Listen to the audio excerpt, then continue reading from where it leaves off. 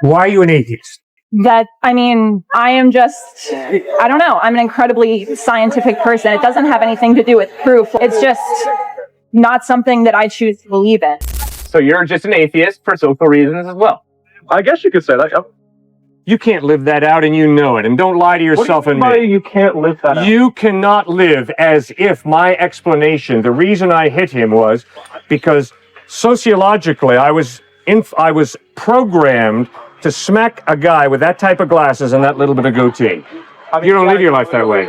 I often find that when I'm trying to make a case for objective morality, especially if I'm arguing with, say, like a scientific materialist, that type of person, I run into this argument, and I kind of have trouble with it. They basically make the case that ethics basically evolved as a kind of just an evolutionary system. We learned to get along, and we did these things because that's how we best survive. And that's why we have this ingrained sense of morality, not because it's coming down from God or anything like that. So, what's your refute to that, I guess? Yeah, we did learn to get along, didn't we? Only problem is the 20th century was the bloodiest century of human history. You put together Stalin and Hitler, and you've got so many millions of people being slaughtered, it's scary, by some of the best educated people around.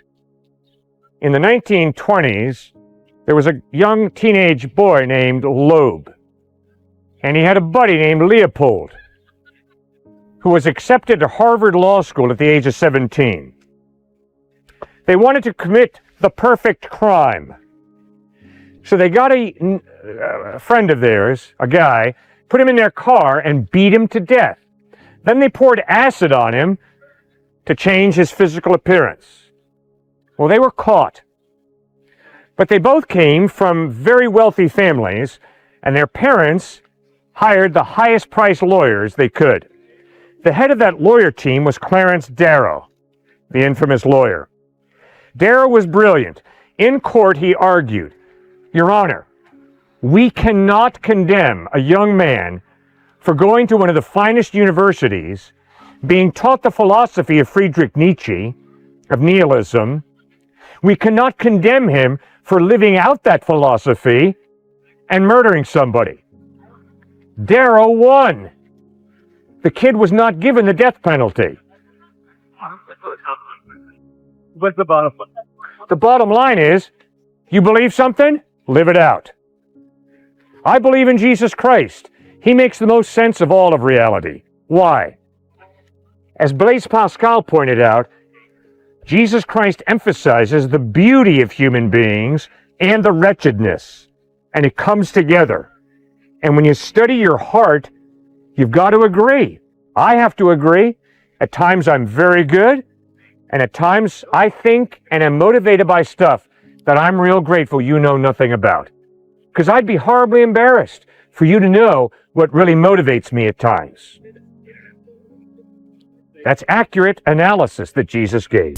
One thing that many people will say is that, the Christian God is just, is loving. There are many miracles that happen to people all across the world. But I'm curious, how do you reconcile that with all of the injustice that's happened in the world? There's so many people that are suffering. They don't have food. They don't have water. Horrible things have happened to them. But they'll still say, I love God. I'm praying for a miracle. And yet it doesn't seem like they have any blessings in their lives. And so how do you reconcile the fact that God is supposed to be just and loving, and so many people have great things happen to them and miracles, but then there's so many people that also believe in God, but they don't get to the same privileges? So what does the Bible mean when it talks about God being all-powerful? I'm convinced it means God is all-powerful over his creation. Can God make a free will guy and then control everything I do? No. It's a violation of the gift of free will. So if I abuse you and say God made me do it, I'm a liar and a con artist. God did not make me abuse you. God gave me a hand and a free will. And if I pick up a knife to knife you and then say to him, oh, God made me do it, I'm a con artist and a liar. So it's this whole issue of the all-powerful God chooses to partially limit his power by giving me a free will. Now, when we human beings flip God off, rebel against God, God honors our requests, takes a step back, and chaos fills the gap. So you're not born into a fair world. You're born into an unfair world. Does that make any sense? I understand your point of free will. Yes. So what about the little child who like dies from cancer at the age of 1 year old? Yep. Hasn't done anything to anyone. Yep. What have they done to sort of deserve this horrible fate? Why would God limit himself in that way? Bad karma. One religion teaches that. One religion teaches the reason that kid is born with multiple birth defects is bad karma. What the Bible insists is, no, they didn't do anything wrong. And it's not necessarily their parents that did something wrong. But what is true is they're born into a cursed, messed up, unfair world because we human beings rebelled against God. Oh, I don't accept that, Cliff. Oh, really? Harvard was put together last summer. Did you know that?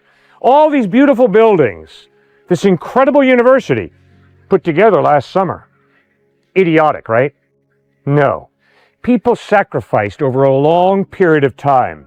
And Harvard University students benefit, as do faculty, from the sacrificial giving of an awful lot of people who've worked hard to put this fine university together. So we have consequences to our decisions, consequences that trickle down through the generations. And in the same way that you guys benefit from this fine university being put together over a period of many years, sacrificially, you also are hurt by decisions that your forefathers and my forefathers and our foremothers made in rebelling against God.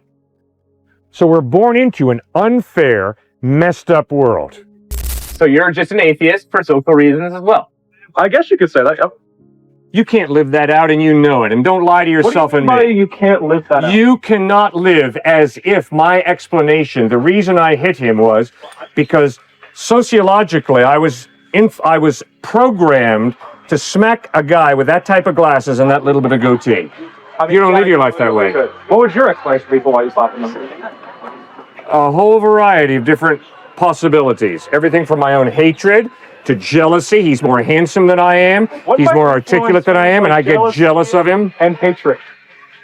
Jealousy is, I resent his talents. I resent him being superior to me, and therefore I'm going to knock him down. What makes him superior to you? What is the qualities that would make him? Because I at times buy into my culture that says guys who are really handsome. Would you please listen to my answer before you interrupt me again? Well, the thing is... Well, why talk with you if you're going to consistently interrupt? Well, are we having a rational discussion or is this an emotion? Well, the reason why I want to get to that is because what you were doing is you will go on, why am I doing this, why am I doing this? When no, you asked me why I was going to do it, no, and I was answering the reason why is because every single point you make is just, once again, going back to societal factors. No, it is not. I told you that I have insecurity, and because he's more handsome than I am, I'm jealous. Why am I insecurity? Because I got a date with death. Let me ask. Why am I insecure? Because I just had cancer removed from this side. Why am I insecure? Because people hate me at times. I'm insecure for the same reasons all of you are insecure. Because life can beat up on us. Now, Christ brings good news, and that good news is we're human beings created in his image. He loves us. He has eternity out there for us. And when I base my identity on Christ, then I grow more secure, and I move out of being jealous towards him to learning to actually celebrate the fact that he's more handsome than I am, more intelligent than I am, more wealthy than I am, or whatever he is superior to me. Okay, now, why do you axiomatically presuppose I'm valuable? Why? Because of a feeling in your tummy? How do you know that's not indigestion? That's actually a good question. I didn't drink too much coffee this morning. Okay, so why are you not convinced that the reason you think highly of yourself is because of the caffeine rush? Wait, what? What's the argument you're trying to make there? That you have this value. You don't know why. And so I'm asking you, is it not possible that you're viewing yourself as valuable is because of a high caffeine rush from your coffee this morning? That's an interesting question to pose. So just answer it. I guess what I would say is, how am I sure that I am? So let me re-clarify. How am I sure that I have value and it's not just because I drank caffeine this morning? Right. My simple answer would be is that I also feel value when I don't drink caffeine. If you want like the basic answer to like you what feel. you directly asked me. If you want, once again, the actual, like, presupposition for the actual argument, my belief that human life is innately valuable is, once again, a moral axiom. It does have no, like, realist definition. Again, I'm a moral anti-realist. So then if tomorrow you feel you're a piece of trash, that's true for you? If you're talking in that instance, like, no. Me feeling like, okay. You have beliefs that are broad and, like, grounded. Would you say you have any beliefs you, like, hold, that you consistently hold that aren't, like, explicitly written in the Bible? Many. Okay. Why do you have those beliefs? Because God has given me a rational mind, and by exercising my rational mind, I can follow evidence in science, math, psychology, literature, history. I don't believe George Washington was the first president of the United States because the Bible says so. The Bible doesn't mention George Washington. I study history, the trustworthiness of eyewitness testimony, and that's why I'm convinced George Washington was the first president of the United States. I am convinced that Muhammad was a real person. And if anybody wants to tell me Muhammad is a myth, I'm going to tell them they're out to lunch. Why? Because the overwhelming historical evidence is Muhammad was a real person. The same thing with Jesus Christ. He was a real historical person. That's why I believe that stuff, because I got a mind. I am an atheist. I do believe Jesus was a historical figure. You don't gotta worry. Why do you trust your mind? In light of the fact that your reason comes from non-reason if you're an atheist, why do you trust your mind?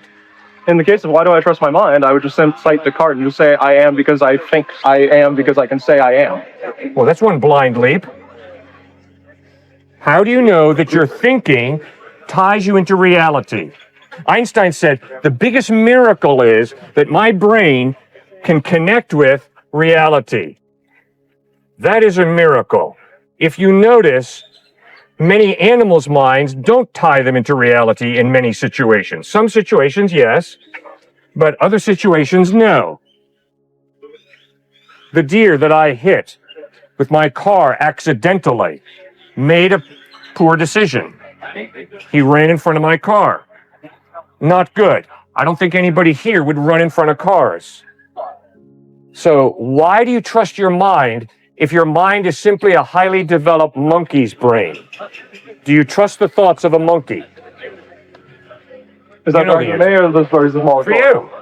Okay. Another fun question to talk about. In this case, I would once again just cite that as for my existence as a human being, what I know is reality is what this processes. That is a fact for both you and me. What you know is reality is what this processes. Yeah. Okay? So, in that instance, whatever mess of gray matter up here is processing is my reality in terms of what I perceive. Right. You can, of course, go further beyond that, which is where you get into, like, actual, like, society as a whole. But in the case of, like, why do I think what I believe is correct? It's because it is the reality present to me, and my positions are mutable based upon evidence that could change said positions. But if you believe that your mind comes from the irrational, if you believe that your reason comes from... by the irrational? Yeah, chaos. If there is no God, you believe that order came about by chance out of chaos. And part of that means you believe that the rational mind that you so treasure because you're very articulate, you obviously think, but you believe that this mind that you treasure so highly is a cosmic accident. There is a breakdown there. Do you believe it's impossible for anything complex to be, like, created by accident? Is that what you're trying to argue? I'm saying the rational does not come from the non-rational. Order does not come from chaos. If you're an athlete, you know very well that your success in athletics is not because you just happen to be accidentally lucky and put the ball in the goal. Unless you're Michael Phelps. That guy was a genetic freak. Or is a genetic freak. He's still alive. Yeah, he also worked very, very hard to become the best swimmer in the world. For those who don't know about Michael Phelps, the dude is literally a genetic freak. Wait, is Michael Phelps coach here? Yeah, he coaches here. He coaches here at UT. Okay, so Michael Phelps coaches here at UT. So, I can promise you, Michael Phelps didn't go around saying to a homeless person, hey, would you please coach me in swimming? I want to make it to the Olympics. No, he got one of the finest coaches, and you guys still have him here at UT. And I can promise you the coach doesn't say, oh, do whatever you want to do, and maybe we'll make the Olympics. No, They drill these guys hard. And you don't become a postdoc student in mathematics because you sort of just flitted and flirted away going to party after party. You got to grill your brain, discipline it. So don't give me this gibberish that order and design come about by chance. Don't give me this gibberish that the rational mind is the result of the irrational. That's stupid. For me, I can't believe that. There's too much order and design in this world for me to think it just came about by chance. You're an atheist, which means you believe that non-existence produced existence. That's a miracle. You believe non-existence produced existence. If you're referring to like, I believe there was like fucking like gas floating around and that eventually coalesced into something, I guess. It's not like non-existence. What was before the Big Bang? Probably Nothing. just a bunch of gases floating around. Nothing was before the Big Bang, okay? So you've got nothing, and then you have something. But you believe it just happened. I believe that's philosophically stupid. You never get something coming from nothing. If there was ever like a foolproof scientific explanation of where we came from, that defied religious belief, the belief you hold in God, Christ, right? Would you actually change your opinion? Of course I would. But you know why it's impossible? Do you know why? Hit me with it. Or you want me to? That's okay, I'll hit you with it, don't worry. The question of God is not a scientific question. It's a philosophical question. So your whole bias, come on, if science can prove that God does not exist, would you not believe in God? But sir, it's impossible for science to prove that God exists. It's impossible for science to disprove that God exists because God is not a scientific question. Amen. It's that simple. It's not that complex. See, you're in the wrong category. What's the smell of the color red? What? You see, you're mixing categories. Red does not have a smell. Science does not answer the question, does God exist or not? Because it's not a scientific question. It's very simple. If your grandma is very wealthy, science can answer the question, what happens to grandma if you put strychnine in her tea? And science says she will die. But science cannot answer the question, in light of the fact that grandma is loaded financially, should you put strychnine in her tea or not to get her money? Science doesn't answer that. Well, a philosophical question. Exactly. But in terms of God, your basis in God is in the belief that what happens in the Bible is true, yes. No. Oh, it's not. Oh. No. I would never stand out here and say, the reason you need to believe in God is because the Bible tells you to. That would be idiocy. Not because it tells you to, but because you believe the Bible is true. No, you'd be an idiot to believe in God because you take this great quantum leap and say, oh, the Bible's the Word of God, so now I'm going to believe that God exists because the Bible says he exists. No, you believe that God exists because you look at the order and design of the cosmos and you say, whoa. Okay, then what an incredible mind. Because your supposition that things are ordered is something that you're only getting from your own mind, so therefore the only reason you can believe in God is because of your own mind. Well, that is absolutely correct. If I didn't have a mind, I could not believe in God. If I didn't have a mind, I couldn't believe that he's here, or he's here, or he's here, or he's here. How does your belief in God become more valid than my belief there is no God? It's going to hurt if I try and walk through him. And it's the trees there also. I'm not going to walk through the tree because the evidence is the tree is there. The evidence is you don't get order out of chaos by chance. Therefore, when you're confronted by the order of the universe, you're confronted by evidence, not proof, but evidence that God exists. So, I guess I'll finish it off with this. There's a lot of circular logic here. No, there's not. There absolutely is. On your part, maybe, but not my part.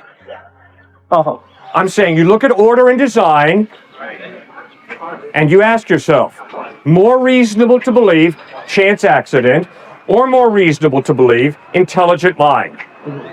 And my conclusion is far more reasonable to believe intelligent mind than to believe accident. And where does There's nothing circular about that, and you know that. Again, within your own brain. Well, of course, the only brain I have is the one right here. That's the only one I have. It's the only one I use. Like, axiomatic belief in God as a real being, and I don't. No. No, that's literally what you No, literally what's happening is you think it's more reasonable for this order and design to come about by chance. I think it's more reasonable to believe that this order and design comes about as a result of an intelligent mind. That's where we disagree. Let's be honest. I mean, if you want to say that I believe that the current world exists because there isn't a God, or if you believing there is one, then yeah.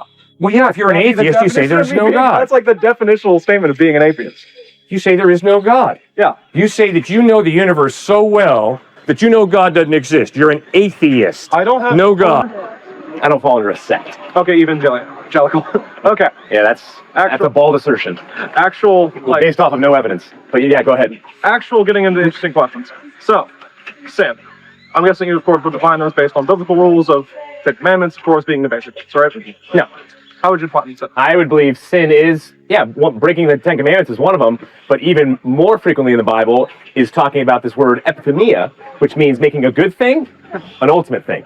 And so if you make your hair, your handsome hair, the ultimate thing, then what if you lose that hair and become bald?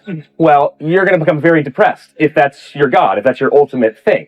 So sin is, no, you better keep it in your proper place. I enjoy my hair, growing it out, but if I go bald, that's okay. So that's part of what sin is. Okay, so that's going to be your definition. No. That's not my definition. That's the Greek that is used over and over again by the Apostle Paul in the New Testament. You go look it up yourself. Epithemia, it means hyper desire, and as a therapist, I can promise you that fits with every single person's experience in my counseling office, which is they come in and they say, my kid is everything. If my kid doesn't do what I did in life and fulfills my desires, then I don't want anything to do with my kid. And that's turning their kid into an epithemia, hyper desire, they're my God. And so what does that do? Crushes the child. I would agree. I do agree. So that's what sin is. That makes a lot of sense. Let's get into more interesting stuff based on that. Yeah, no, that wasn't interesting, and I'm an evangelical, and a lot of assertions here, buddy. Oh, of course. A lot of assertions. I have a lot of thoughts on Christians. I have a lot of thoughts on Christians. I have a lot of thoughts on atheists, so here we go. Let's go. You want to hit me with one of yours first? Yeah, why are over 60% of atheists white males like you? Well, in my case... Yeah, go look it up. Go look it up.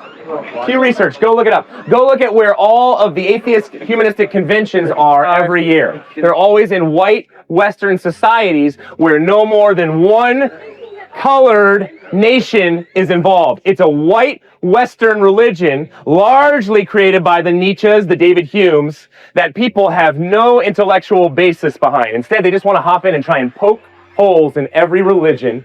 So read the book Faith of the Fatherless. It's written by a psychiatrist, Weitz, who charts the autobiographies of the top 100 atheists from the past 100 years.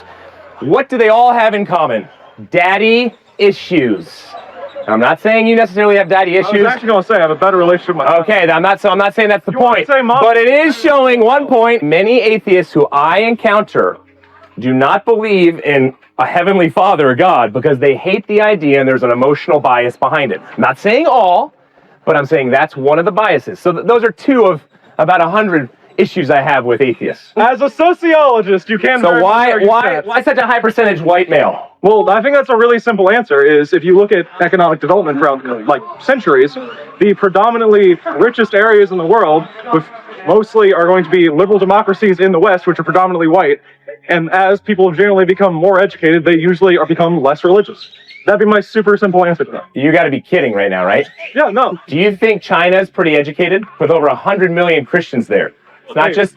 What's your argument on that one? You said the less the IQ and education. Not IQ. I don't believe in IQ. Less the education. Fine. Over 100 million Chinese are now Christians. High percentage, high up in the intelligentsia, but also high percentage of those are in the underground church who have to hide out. So your argument is shattered simply by looking at China alone. But if you come into the Americas, your argument is still wrong. It's Anglicans, oddly enough, are the smartest. Not all Christians.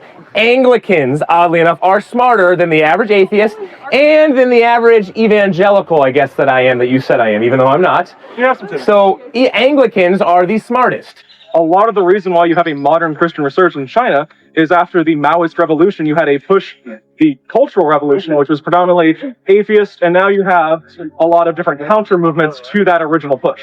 So that's where you're getting a lot of religiosity from, is counter movements to the Mao's Cultural Revolution. You got to be kidding me. So you're saying, just like my black friends out here, they didn't come to their own personal decision on whether to believe in Jesus Christ or not based off of the white colonialists. It was the white colonialists that brainwashed them. That's why they're Christian today. Very similar to Mao Zedong and the backlash to it. These people, these poor Chinese people, they can't think for themselves. They're just Christians because they wanted to respond to an atheistic regime that was really oppressing them. So they just went that direction. Rather than people can actually think for themselves and not just have emotional biases like you have, but look at the evidence and think through, here's why I am a Christian. I have a general question for you, actually. I'm looking forward to this general question rather than assertions and presuppositions.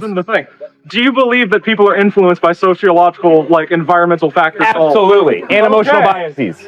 But go further than Jonathan Haidt at NYU. Where do you think social biases originate from? Where do they originate from? People around you. Yeah. And so atheists, Christians, Muslims are all influenced by our sociological surroundings. Definitely. Hey, don't forget Catholic. I can still. Catholic There we go. Catholics big as well. That doesn't mean you can't think for yourself, though. Oh yeah, definitely people can have opinions. But actually, do you know statistically, he is a pastor and he's my father, I'm his son. Statistically, I should not be a Christian anymore. 75% of pastors' kids are no longer Christians after they become adults. I should not, so sociologically, that does not line up. I should not be a Christian, but I'm out here doing this crazy thing as supposedly an evangelical, but I'm thankful that you rescinded that remark. I'm not an evangelical. So those are responses to that first point.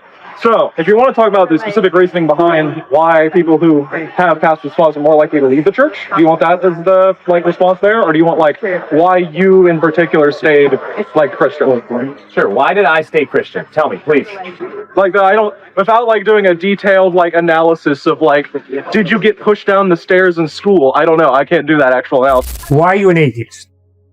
I am just, I don't know. I'm an incredibly scientific person. It doesn't have anything to do with proof like you were talking about earlier. Good. Right. It's just not something that I choose to believe in. I have never thought very highly of religion, but it's only because of extremist people. Yes. So I know that view is skewed of religion. It's just not something that I believe to be true religion. Okay, give me the first belief that you have a hard time with. Well, my belief, like I said, I just truly do not believe in God. Okay, why? It's just, like I said, it's just something that I don't believe. Why do you believe in God? Hey, all right, but Katie, we'll run the tape back. Okay. Why do you not believe God? Because, like I said, it's not something that I believe makes any sense. Just not in my mind. But you didn't answer my question. Why do you believe in God? Okay, but Katie, if I were to say to you, the reason I believe in God is because God makes sense, I hope you would ask me, what sense? The same way I got to ask you, you say I believe there is no God because God doesn't make sense. Okay? What sense? I guess I just haven't, like you were talking about earlier, proof versus evidence. I haven't seen any evidence that has made it clear to me that God exists or doesn't exist, I guess. It's too ambiguous, I suppose. Good. What I have heard you say is, Cliff, the real reason I can't believe God exists is because of lack of evidence. Yes. Right? Yes. Okay. Now we can continue. Okay. I apologize for being unclear. No. I think you've been very clear. I'm a little slow. Okay. Katie, what I hear you saying is, Cliff, I'm a rational person. And before I can believe anything, I need to have evidence. Some sort of evidence. It doesn't even have to be huge amounts of evidence. I just have any conclusive evidence whatsoever. Good. So, what would be the conclusive evidence that you would need in order to believe God exists? See, that's partially the problem. I don't even know what that would be. So how would there be any evidence if there's not any that could actually provide a conclusion that God exists, I guess. Not prove, but I don't know. Okay, I don't need to be snide here, but if what you just say is what you really believe, that you don't have the foggiest idea of what conclusive evidence you're looking for in order to believe God exists, what are you doing wasting your time talking to me right now for? I'm just wondering what makes you believe in God. Great, thank you for asking. I, Katie, am convinced the evidence is God does exist. What is that evidence? Order and design demand an intelligent mind. A shirt demands a tailor. A delicious meal demands a chef. An automobile demands an engineer. A building demands an architect and a builder. To think that order and design come about by chance, nothing in my observation validates that. A watch points to a watchmaker. Travel from the watch to the hand. This is far more highly designed than this. If it's ludicrous to believe that this came about by chance, how much more ludicrous is it for me to believe that this came about by chance? Design demands a designer. It didn't come about by chance, though. It's scientifically proven that humans came about from evolution. There is conclusive scientific evidence that that is exactly what happened. There is absolutely no scientific evidence that God does not exist. There's absolutely no scientific evidence that God does exist. Yes. Science is a study of process, how a process works. I'm just saying, like, you were saying that we come from a designer. I'm saying that we come from evolution. I'm not saying that that scientifically disproves God's existence. I'm just saying that that is how we came about.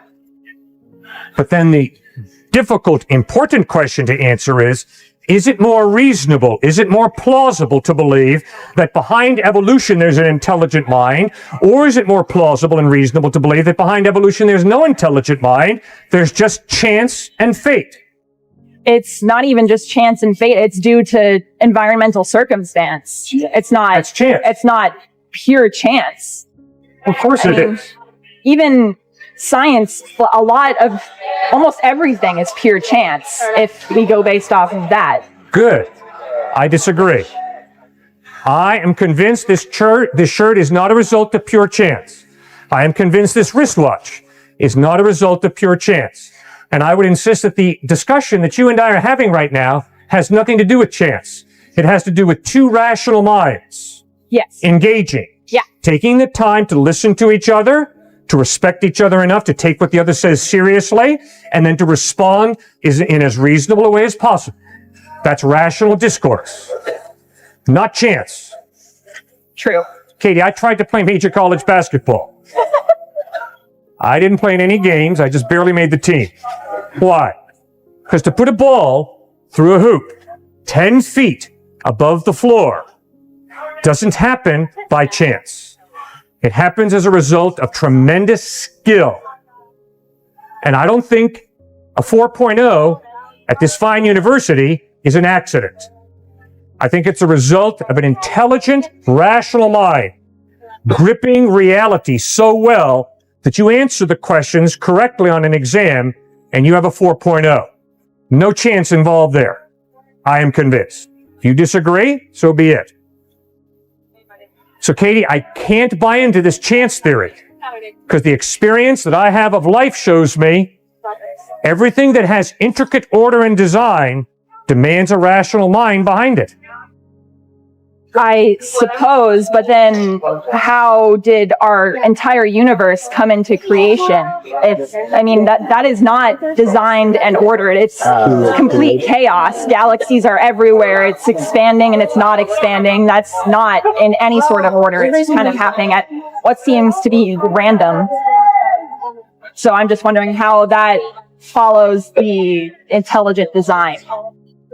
Katie, if you and I are standing next to each other at Cape Kennedy when the spaceship is blasted out going to the moon, and if you turn to me and say, how's it going to get there? And I say, by chance, you're going to be incredulous. You're going to say, wait a second, millions of hours of hard work by tremendously trained scientists. That's why this spaceship is getting to the moon.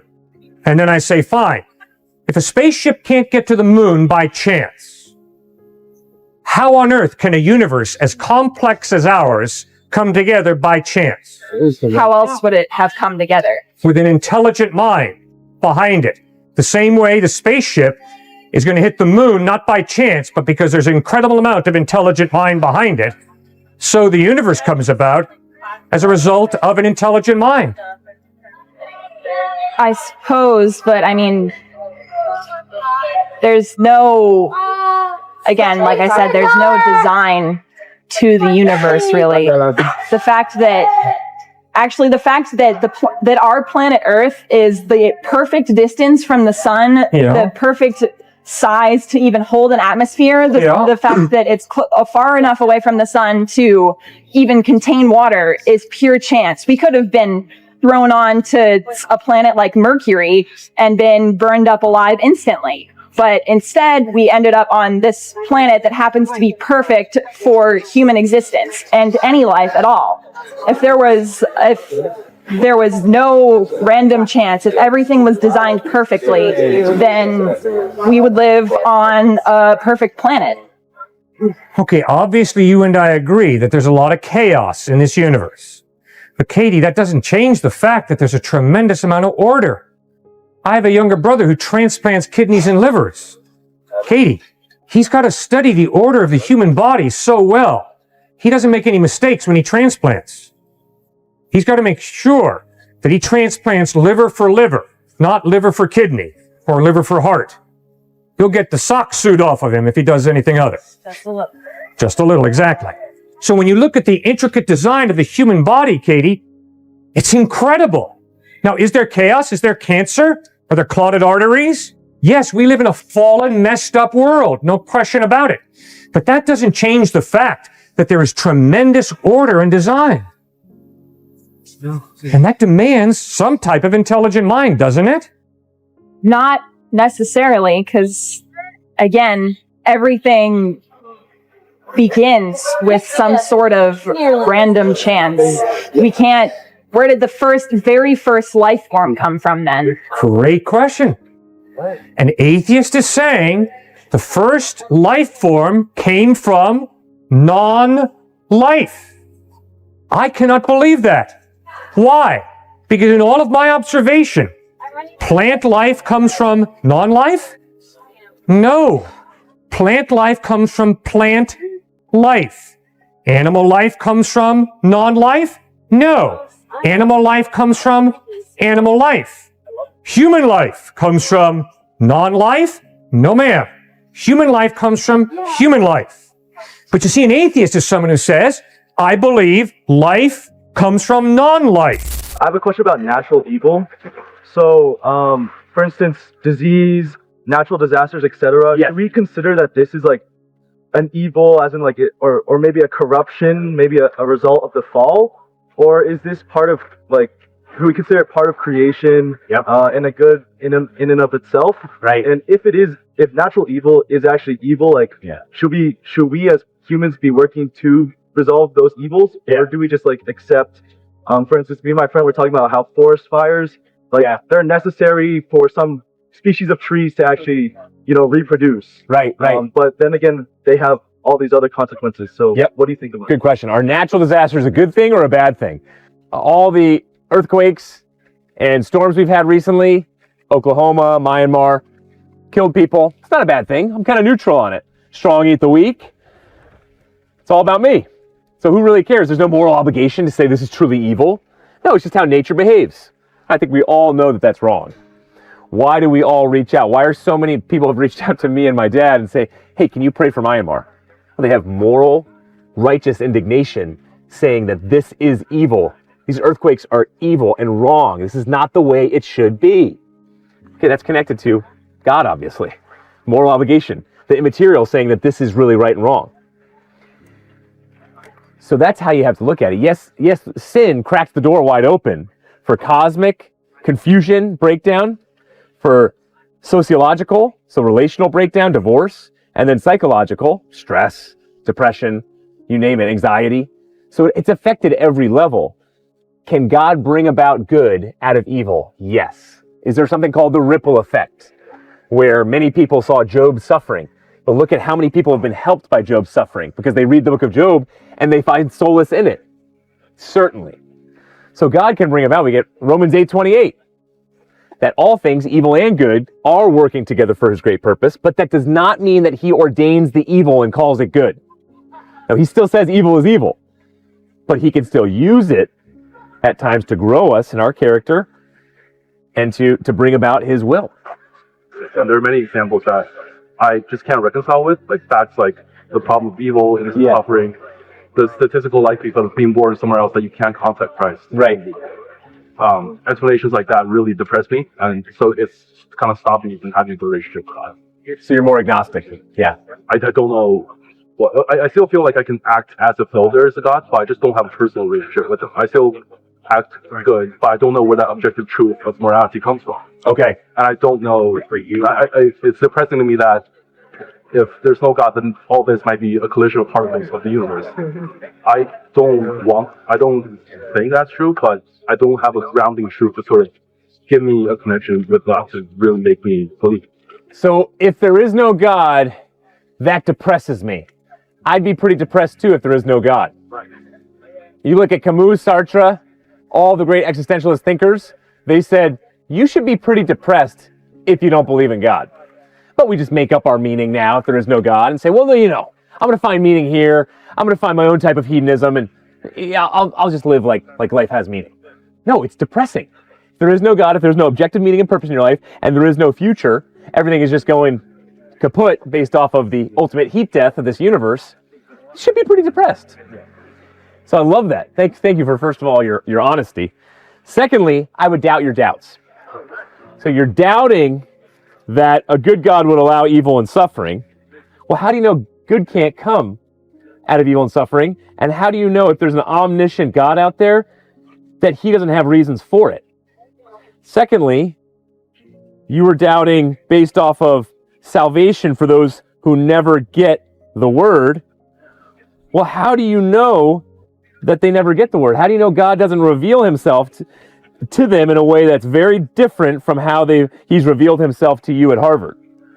I mean, why does he have to reveal himself in the exact same way to a very different person living in a very different land? You might say you can build a hospital on an ant's nest, and you say we destroyed your home, but look at all this great good that came from it. So, like, divine wisdom is beyond all of us here. We can never understand him. But that's never a satisfying answer, because that raises more questions to me, because you would be assuming a benevolent creator. Like, to the ant, you could be creating a slaughterhouse, and it wouldn't make a difference to us because we don't know what divine wisdom is. So that terrifies me even more, because what if all the suffering goes to a malevolent creator? And then to the statistical link, like, what if I have friends or family members who are of a different religion, and they never really had the choice to sort of convert, and then that also depresses me, because what if they just never get a chance to be saved? Yeah. So the first point is, so you want a shield, or you want God to intervene every single time there's a potential for any type of suffering? I mean, how do you even define suffering to begin with? Potentially you stub your toe, you're going to lose your free will. And if you lose your free will, you're not going to have the opportunity to have a relationship with God or other people. So God's going to give you a free will, and within that free will, there will be suffering. Based off of sin, based off of breakdown cosmically of this order that we have in this world, in this cosmos, there's going to be suffering. And so for God to step back and allow you to have free will, and you to have the opportunity, sadly, to make poor decisions, but also enter into a suffering that seems gratuitous, that comports with who he is. He's not malevolent just because he steps back and says, I'm going to let you make your own decision whether to follow me or not. No, he's actually loving you because he's not being a jealous boyfriend. You don't need to get a restraining order on God. If God was stepping in and saying, nope, you're going to love me no matter what, and I know what's best for you, and I'm going to take you to heaven no matter what you want, would that be loving of him? I do not think so. I think what would be loving of him is to say, hey, I really want a relationship with you, but I want to respect your free will more, and so I'm not going to be that jealous boyfriend type. So if you want to go and date a different worldview, I'm going to step back and say, unfortunately, I love you, but I'm going to let you do that. I think suffering is necessary, but I can't wrap my head around innocent suffering.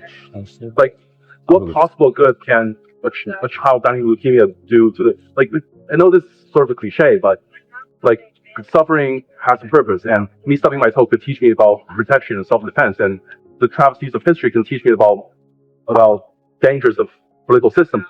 But like an innocent suffering of whether animals or children dying of a disease, and a person who very loves dies of an accidental cause, like, yeah, sure, I can understand divine wisdom, but you can't really have an answer to that. We don't have an answer to that. And I would beg you to look at alternatives. There's a reason why Christianity is called the suffering religion, the suffering worldview, because it's the only one that offers a pretty good alternative to suffering. Do you think atheism makes sense? Don't think so. Do you think Hinduism, Buddhism, Islam? Do you think hedonism and just saying, I'm just going to go drink whenever I suffer? Do you think David Goggins, who says just go run 15 miles when your parent dies in order to deal with that pain? Do you think that makes the most sense in terms of stoicism? I don't think any of those come close. So you're exactly right. We're still going to have questions with the Christian faith, but you do know that if somebody dies for you, at the very least, they care about you and they love you. And if the claim is through the power of his Holy Spirit that he suffers with you today, that there's going to be great change, and that ultimately is a future where every tear from every eye is going to be wiped away, well, now you have some pretty good promises when it comes to dealing with your suffering. But I'm going to challenge you when it comes to leukemia and other issues.